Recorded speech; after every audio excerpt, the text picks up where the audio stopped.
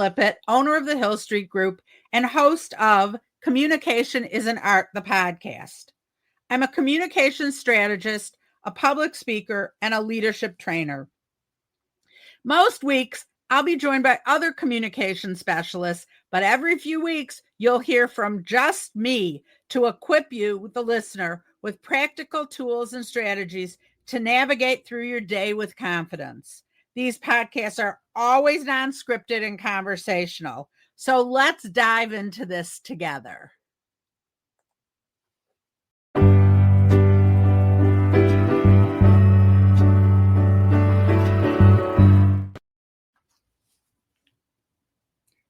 Hi, it's Pam Lippitt. I'm here alone today to talk with you. I have a couple thoughts that have been brewing around in my head, circling, and I wanted to share them with you a little bit as we talk about being a good communicator in the workplace, an easy communicator, a person who can kind of speak like they haven't prepared anything, but boy, have they prepared. Maybe they've been preparing their whole life. So, you know, that old saying, you always ask a busy person to do something. I feel like that's where I'm at this week. I've been really busy the last couple weeks, but I had to find time to do a couple recordings for you because the busy person makes time. No one has the time. If you ask someone, oh, I don't have time, that's because they don't want to do it. A busy person, a person who wants to make time, will always make time. And I am really enjoying making time to be with you on Communication is an Art, where I talk about all these kind of things, about how you communicate, how people perceive you, because really that's what it's all about, not what you say, but how what you say is perceived by other people, how people perceive you as being ready to talk, interested in what they have to say, and feeling like they are part of a conversation, not being spoken to. I want to talk to you a little bit about that. I've always said that I would rather be people smart than book smart. I'm pretty book smart, good enough. I'm happy enough. People, when I was growing up and to this day, always think I was a straight A student, and I laugh and I laugh and I laugh. I was happy to be a B plus, A minus student as long as I had time to do the things I wanted to do around that. I never let myself fall below that spot, but I always found time and made time to do things that were enjoyable to me beyond the work. Because of that, I think I've always been more of a people person, more intuitive, more interested in the conversation and the flow than getting my facts out. If I'm reading facts to you, I'm doing just that. I'm reading them to you. Those numbers just don't stick in my head as much as I hope they would. I think that's because my emotional intelligence, which is the topic of today's show, parts of emotional intelligence, is much more important to me than my IQ. You want to test my IQ, I'm game with anyone else. But actually, I think the emotional side is really important. You know, I'm going to read a little bit of this to you because I want to get it right. That the emotional intelligence is the ability to recognize, understand, manage, and effectively use emotions. I don't know if I effectively use my emotions. I will be the first one to tell you I'm a crier. Anyone who knows that will be nodding their heads in agreement that I can cry at the drop of a hat if something goes wrong. I really, really try to keep that side of my emotions in check. And I think I've done a better job as I've gone along. I like to clearly communicate and build relationships. It's all part of being an emotionally intelligent person. I'm not saying I'm intelligent, so don't jump down my throat on that. But that EQ, that part of my brain, I think it's the artistic part of my brain. really speaks to me on a much higher plane than anything else. So where do we dive from there? One of the things that is really important within EQ are your social skills. Now, social skills can come to some people very intuitively. They don't even think about it. And if you said to them, "Oh, those are great social skills," they would be like, "What are you even talking about?" For other people, social skills need to be learned and recognized and put at the forefront of conversations to make sure you're having a dialogue, not necessarily a monologue. I think we've all been in those conversations where we feel like we're being talked to, not talked with. A great example of that is the good old PowerPoint, or now we call them the slide deck, where you could stay home and read the slide deck to yourself instead of getting up, getting out, getting to a presentation, literally to be read to. To me, that speaks from the lack of understanding that people want to see you, not the words. We can all read the words ourselves, right? We want to see you, your personality. If we're thinking of investing with your startup or with your company, we want to see how you interact in the real world, as it were, in real life, not just behind the screen. Today, you're really hearing my voice or watching me on a recording. You're not seeing the true me. It's why I love to do things in person. I had a great time just a couple weeks ago where I joined with a few of my colleagues, and we did a great seminar for the day, a summit we called it, for the self-employed, where we talked about different ways to market and manage as a self-employed person. And I may go into that a little bit later, so stick around. Remind me, I said I would talk about that. In fact, I'm even going to talk about self-employed and groups you put around you a little later in this conversation. But let's go back to social skills and why they're so important. First of all, I think having good social skills builds stronger relationships. It builds the idea that it's two people. It's what I keep talking about. Two people in a conversation or a team in a conversation, not a linear or a flow chart of the boss on the top and then the minions underneath, right? That never makes anyone happy. You like to think when you're making a comment or giving input that someone's actually listening, but not listening just to hear, but listening to think about how things could be better. How, with you on the team making these suggestions, can come to better outcomes. That's where you want to position yourself. Having those social skills can also help your conversation and your communication to work better. We all know that. I know that. That's why this is my chosen line of business, helping people with their communications so that they increase their value in the workplace. If you don't think your value's being listened to or appreciated enough, we can talk about that on the side, and maybe you need a couple hours of help to make sure that your voice is being heard in the room. As I digress, this is something that's felt by women a lot. That idea that as a woman, I make a suggestion and it just kind of sits there. I know it's a good suggestion. I know it's something that should be done, but it lands flat. And 10 minutes later, a man makes the exact same suggestion. And if the people in the room could stand and applaud, they would. Now, someone who's a good team player and a good communicator will reference that a woman or you said that, and they're adding on to it because they thought it was a great idea. So if you're a man listening to this, it's always good to give credit where credit is due.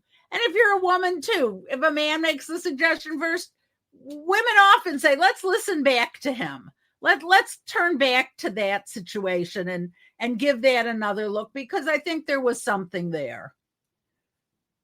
It also, those soft skills can boost your leadership potential. Having that idea that you make other people comfortable, you make other people feel important, really defines you as a potential and future leader within your group, within your company, because people see that you're interested in what everyone has to say, not just what you have to say being reflected back. Those are things that help you in so many ways. It helps expand your network. People are interested in introducing you to other people because they know, on the flip side, because you have social skills, you are going to introduce them back. And it becomes an exchange of whether it's information or introductions or cooperation. It showcases through those good social skills that you want to be part of a group, not an individual. And that can really help your team, the performance of your team. Just think if there weren't squabbles or people talking behind the scenes about ideas or pre a meeting, but went in with the idea that everybody here is looking for the greater good, for the greater product, for the greater results. Those are things that can make you stand out in that mix if you're taking the lead, talking about the group and how the group is moving forward, not how you're moving forward.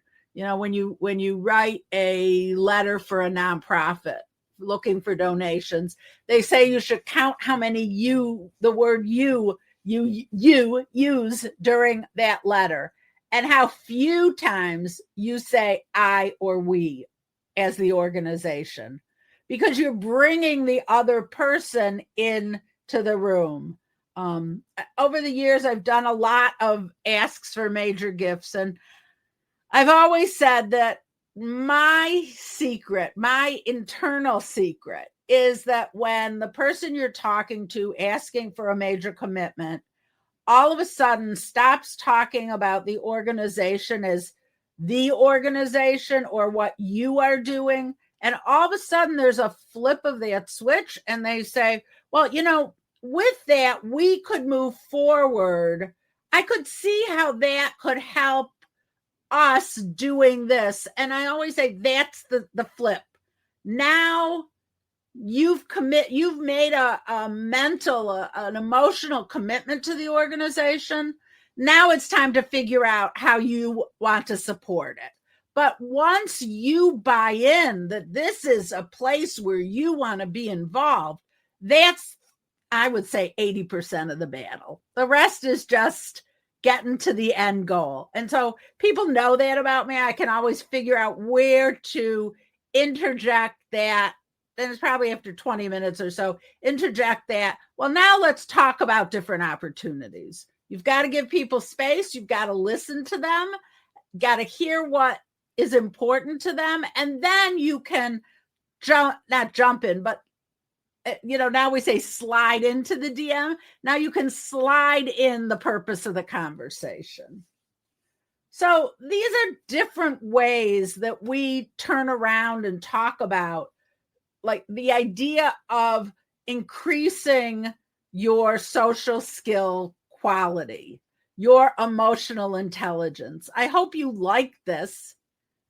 I'm thinking that there could be a lot of places in the world today where we could be using social skills and emotional intelligence in just plain being kinder and nicer and wanting people to be part of the group. So that's what I have to say about that.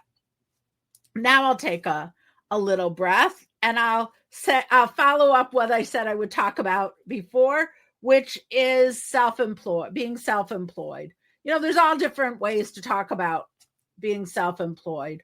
One is you consider yourself an entrepreneur or a solopreneur or a founder of a startup, or a small business owner. All these things are really good. But when you're starting, you're pretty alone in the game, unless you have the resources on day one to start with 10 people. And I don't think most people open the doors at that point. Maybe they have a second person, but they don't have a big group around them. And especially for the entrepreneurs and the solopreneurs and the consultants in this world, it can be a bit of a lonely place. And I found that getting together with other people, not necessarily or really not in your own field, but who are working in that same box, the solopreneur, the entrepreneur, the startup who has all these questions, that's a good place to surround yourself with other people in those same places. You can do a lot of exchange of ideas. You can do a lot of thoughts that you can talk about that you can't talk about with other people. They just don't understand exactly what you're going through. So I have been finding in the last 6 months, as we came out of the pandemic, I never minded working out of a home office. I'm working out of a home office for most of my career. I've never minded that. But in my former job, I had about 100 or 200 clients, and they were really nice and good clients, except for a couple, but there's always a couple. And so I used to be with my clients all the time. So even though I had a home-based business, I was not at home that much. In this world, we're finding ourselves, if we're in a home-based business, more at home. And so it's more and more important, even if it's on Zoom, even if it's once in a while, to get out there, to network, to meet people for coffee and co-work together. The co-working spaces, some take off really well and some are struggling a bit, because we know if you're working alone, you're kind of counting every penny that you're working with. And so those are things that if you put yourself together with a good group of people who can support each other and will give time and space to each other, sometimes it can even be just proofreading something before you send it out to make sure you don't have any glaring mistakes. Those are people that you really come to count on and trust, that old like, know, and trust factor. So I actually sent out a newsletter today. I sent it to someone first and said, okay, before I send this out, I know there must be mistakes. Can you catch anything? And we tweak the words a little bit, because everybody's a better editor than writer. I firmly believe that, though I'm a pretty good writer. And so surrounding myself with those kind of colleagues who have become friends have been so important to me. And so I'm a firm believer in that. I think it adds to my social skills that I'm always talking with other people and connecting with other people. So as we wrap up for today, it's a short one. I just want to remind you, think about how you are connecting with other people, how you're working with other people, how, even if it's not a team, you want to be a team and use the team approach. Surround yourself with people who also are in like positions, not necessarily like businesses, but like positions where you create this little cadre of people who support each other and really will support each other day in and day out. So that's me. Again, I am Pam Lippitt from Pamela Lippitt Communications with my podcast, Communication is an Art. And I am going to finish up my day, and then I'm going to do something crafty, because that's really where my heart lies most of the time. So have a good week, and we will be back to see you next week. Bye-bye now. Hi, this is Pam Lippitt from the Hill Street Group. Thank you for listening to Communication is an Art. Make sure you subscribe and continue to listen. We really appreciate it. Share with your friends all those different lovely things. And we will be back soon. Have a great day.